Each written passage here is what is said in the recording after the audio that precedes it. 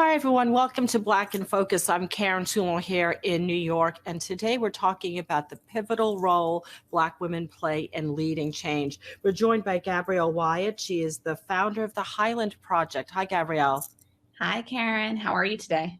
I'm good. I'm so delighted to be speaking with you. So, 2 years ago, you left your regular full-time job. You've had an amazing career in strategic education and funding, and you decided to focus on the Black wealth gap as your full-time reason for being. Mhm. Before we talk about the specifics of the Highland Project, which is the initiative that you've founded and you're now raising funds for, and you've even announced your first cohort of grantees, I just want to talk about why focus on the wealth gap? Why is that something to talk about? And is it just about money? Wealth in America equals opportunity, right? The opportunity to go to a great school, to access a quality higher ed, to grow your business, to have a home, to have healthy foods. I spent my career to date in education systems change. And 2 years ago, I had to ask myself, as we saw systemic racism receive greater attention, perhaps the most attention it's received in decades, if I'm serious about educational justice, am I serious about economic justice as well? And I decided to focus on what does it mean to close the racial wealth gap in the Black community, because I wasn't seeing enough interdisciplinary tables, and I was certainly not seeing enough Black women leaders centered in conversations around what did it mean to truly create wealth. I believe, and we believe at the Highland Project, that wealth is more than dollars in pockets.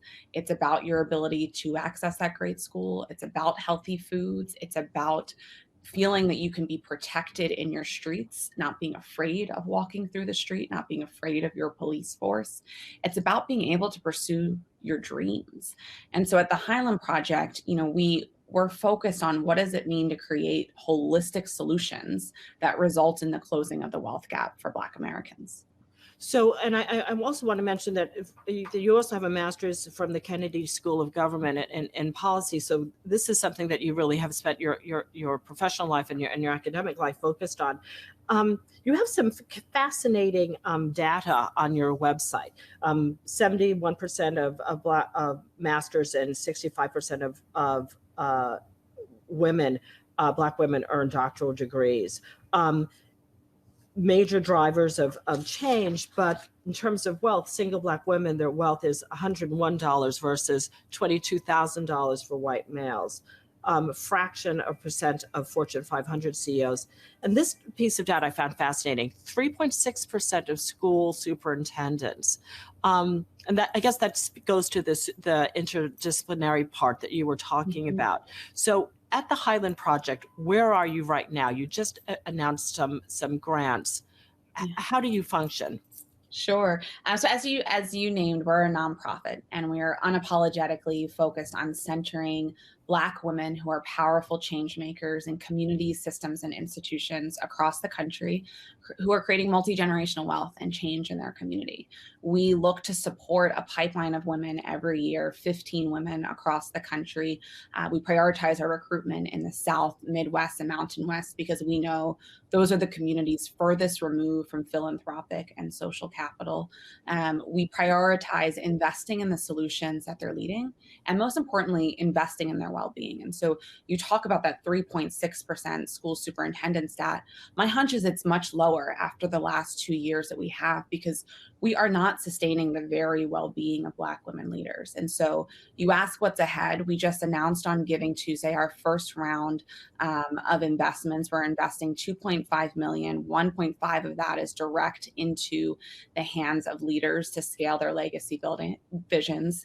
And what they'll be experiencing over the next 18 months is frankly an unapologetically focused program on their own well-being. How are they preserving themselves in this work that is hard? We wouldn't be here if it wasn't hard, if it wasn't multi-generational work. So we're focused on what does it mean to sustain them? What does it mean to continue to tap into their individual power? But most importantly, what does it mean to tap into the collective power?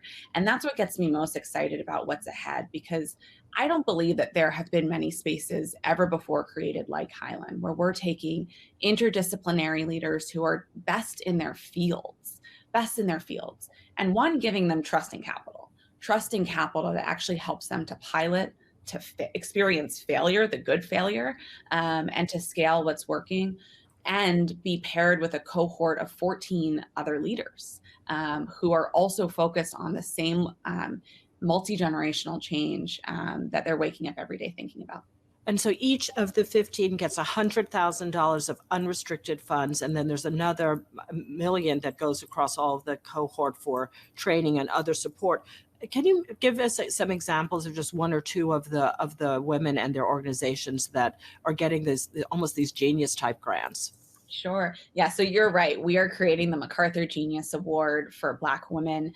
What excites me the most about our first cohort of women is it reflects our definition of wealth, which is that it's beyond dollars in pocket. So I think about leaders like Shelley Jackson, who's based out of Arizona. Her day job at Instituto is organizing BIPOC communities against racial justice goals and strategies. But she also sits on an elected school board position, because she knows that to create the type of change we need not only organized communities, but we need changes in policy. I think about Aisha, who's based out of Jackson, Mississippi, who is piloting guaranteed income for Black women in her community and seeing incredible results.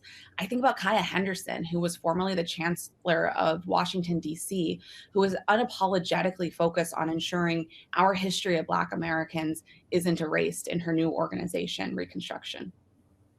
Wow. And so let's talk about your donors. Who so far has supported you? Who are you hoping to get funding from? Mackenzie Scott is a big name that's out there making really interesting donations to a lot of smaller and grassroots organizations. Melinda Gates as well. Who are your donors, and why do they come to you? So we are raising a 5-year, $13.5 million fund right now. We've raised $3.5 million to date from local and national institutions. We're supported by organizations like WEND out of Colorado, the Chan Zuckerberg Initiative, Margolf out of Colorado, the Mind Trust out of Indianapolis, the Welton Family Foundation, and more. And I think that people have come to us because they believe in the power of Black women leaders. And I think what we are seeing during the pandemic in particular is Black women leaders walking away and creating their own tables and innovating. And we need more of that. And I believe that our funders believe we need more of that.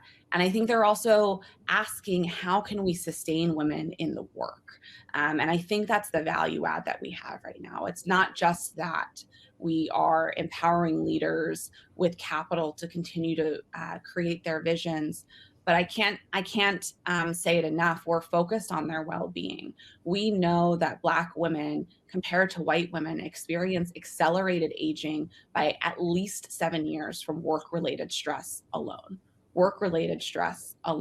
We know that structural racism has an impact on the brain health for Black women. And so I think our donors are really wrapping their arms around what does it mean if we're serious about our racial equity commitments that we put out during the racial reckoning. If we're serious about that work, how do we create a holistic approach to sustaining Black women leaders? So when you talk about their well-being, what does that actually mean in terms of the programming and supports that you provide? Sure. So we know, I think you likely know as well, Karen, that well-being has rarely been practiced for us as women, and certainly rarely been rewarded for us as Black women leaders. And so what does that mean for our programming? It means the first interaction that applicants actually had with us was a rest session led by Octavia Rahim out of Georgia. She focused on meditation and rest. And it caught a lot of folks off guard, because when do you ever have an hour to yourself during the work week in particular to step back and rest? But it's proven that when you rest, you can imagine. And what comes out of imagination is solutions. And so in our programming, when leaders come together with us, we continue work with Octavia that's focused on what does it mean to define sustainability for ourselves, from physical well-being to spirituality to mental health and more. And so are your donors are they only not only, but are they only providing funds, but are they also interested in providing that tactical strategic support for the organization through programming and through speakers, et cetera?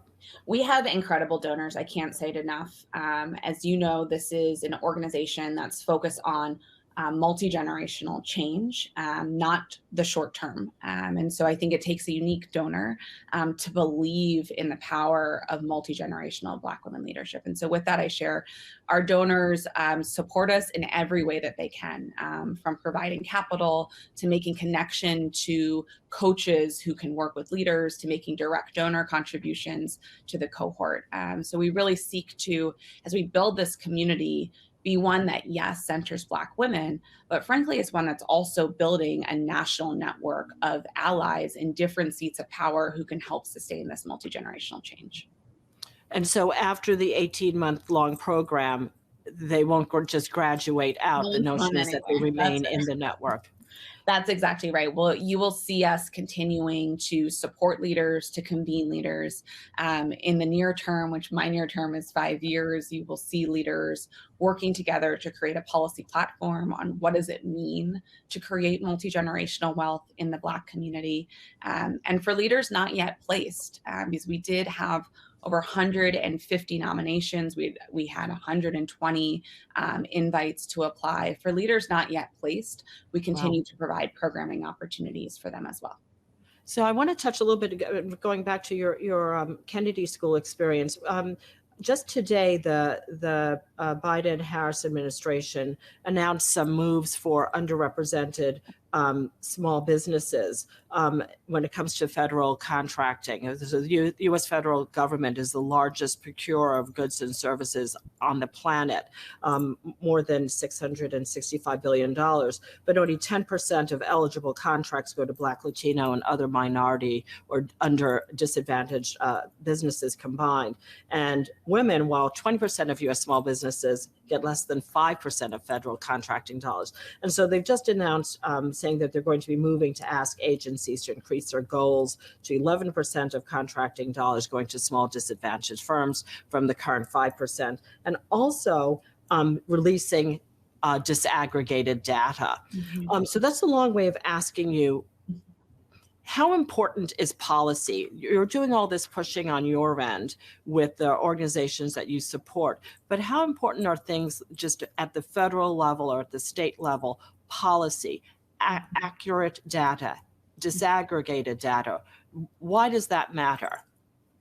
Policy is where it's at. It's obviously, as you know, where I started my career at the Kennedy School.